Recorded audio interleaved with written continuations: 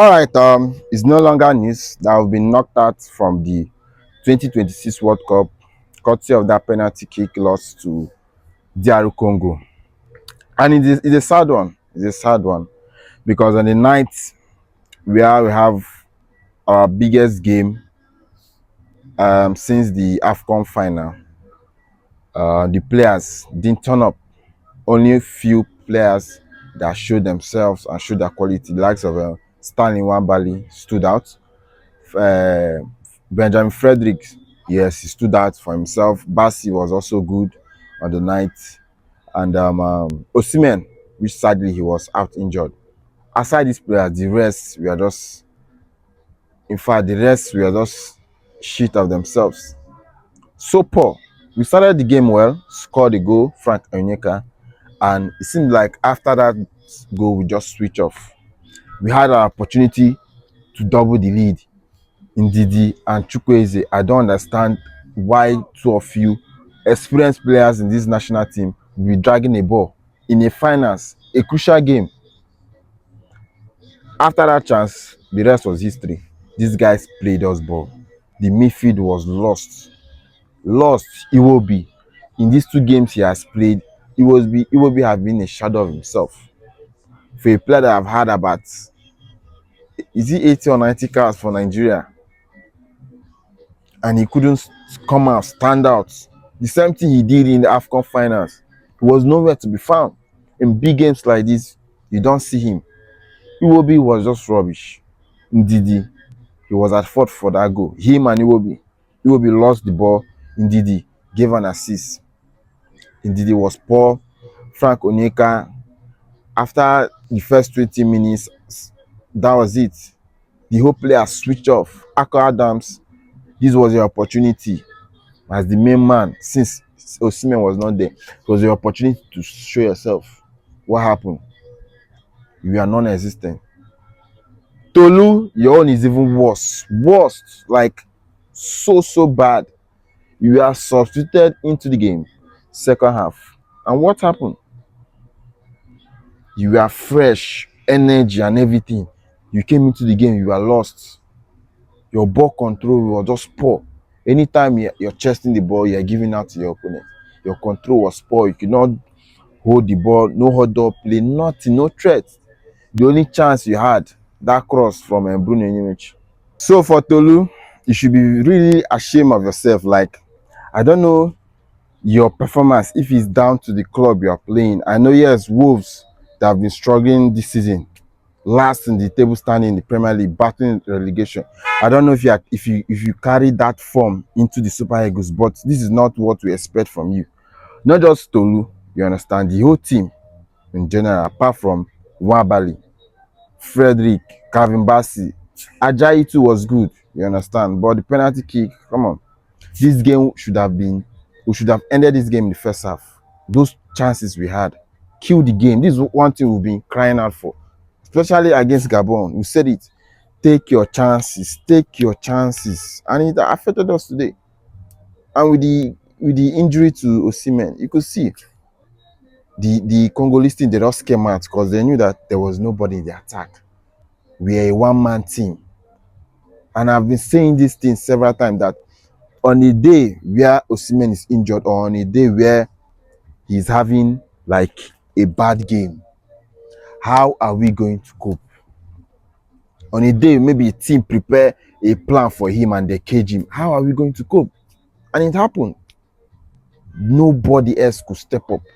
I'm not going to put any blame on the coach, and he did everything right. He's not the one, he's not at fault for Ndidi and Chukwueze to be clashing themselves up. Normal street football knowledge. Sir, you say ball, the next person plan. Moses Simon came onto the pitch. Nothing. It was like it seemed like he was afraid of Wan-Bissaka. Ejuke was nothing. There was no threats coming from the wings. Chukwueze, I don't know, it seems like anytime you start a game, you just become a shadow of yourself. You have not shown the world that a substitute player, a bench player, you thrive a lot when you come from the bench. Ako Adams, he didn't really have a great game. Nothing. Without Osimhen, this team can't even. I don't want to even talk about the NFF. Your own problem is that you have a separate video for that, because NFF own chapter, they brought us to this point. NFF, Finidi George, Pesero, and also the players too. They also have their own share of the blame. But in the extra time, I was hoping that Ekong was going to come into the game, especially that sub for our Zim, when you know that this game was going to penalty kick. And Ekong, aside Osimhen, is our best penalty taker. And being the captain, we've seen him pressure games. He has delivered. In the AFCON, he did it. So I was hoping, okay, since the game is going to the extra penalty kick, put him, at least if he was there, he would have taken that first penalty kick. Who knows? First penalty kick is always very, very important. The first and the last, you have to keep your best players, because the first one will give you momentum. The last might just seal it for you. So you need people with strong mentality and they are good with the penalty kicks. I've not seen Bassey playing any penalty kick, both in Rangers, both in Fulham. I've not seen him. So him stepping up to play, kudos to him. He has that balls, he has that mentality, but it is what it is. We have players like Ndidi there that should step up. The captain of the team. You've been in this team for years. So for me, it is what it is. Back to factory reset. It has been long coming. On the first place, we shouldn't be here. We should have qualified automatically in a group with Lesotho, Rwanda, Zimbabwe, Benin, South Africa. We are struggling. So the players and they put us here. They brought us to this stage, gave us hope, and they took the hope back. Just one win from those Lesotho, Zimbabwe, or Rwanda, just one win would have saved us from this mess. Just one win. One win. One win. Finidi George, Pesero, they were just wasting our game, wasting our chances 2 times. By the time next 2030 World Cup will be coming, most of these players, they'll be phased out. 50% of them will be phased out from the national team. It's good for them also. And it's a shame.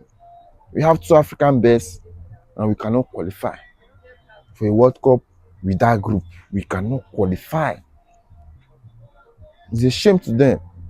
Most of them will be 30 plus, 30 plus, 30 plus. Face out.